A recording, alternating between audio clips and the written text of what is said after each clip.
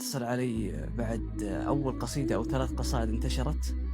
اتصل علي أحد الأحباء في عمارة مكة، كانت أمي جنبي، فاتصل قال لي: مهند كيف حالك، عساك طيب، جبنا رقمك. قلت له: سم. قال لي: نبغى هويتك ونبغى نسوي مسح أمني. التفت على أمي: يما يبغى هويتي ذا ويقول من عمارة مكة قلت: لا تعطيه، يعني يمكن يبي يسرقك ولا يبي شيء. قلت: لا والله اللي تشوفينه. قلت: مرة لا تعطيه شيء، هذا من الهوية، يجيب البنك ويجيب المدري وش ويجيب ذا.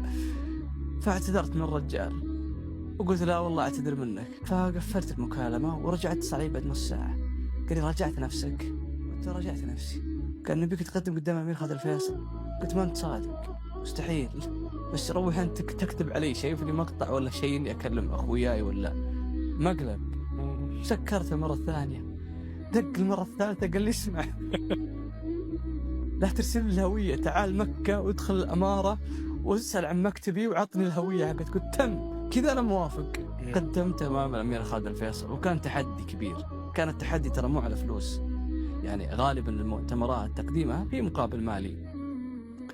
كان التحدي إذا خليت الأمير خالد الفيصل يصفق لك إحنا فزنا كلنا، إحنا ربحنا، أبشر باللي يرضيك. ما كان شيء في بالي أنا، لا فلوس ولا شيء، كان هدفي الأساسي أن الأمير خالد الفيصل يصفق لي. 14 يوم بروفات بيني وبين نفسي في البيت، آخر 3 أيام كانت بروفات على المسرح. أذكر أني سويت قصة قدام الأمير وسألته، قلت: سمو الأمير عندي سؤال.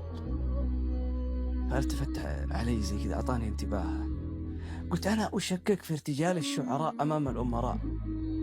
أيعقل سموكم أن يأتي رجل بحضرة الوالي ويسقط منه الكأس ويقول بعدها مباشرة: شربنا شرابا طيبا عند طيب كذاك شراب الطيبين يطيب، شربنا وألقينا على الأرض فضلة وللأرض من كأس الكرام نصيب. من أين له الوقت أن يكتب ذلك؟ كيف فعلها يا سمو الأمير؟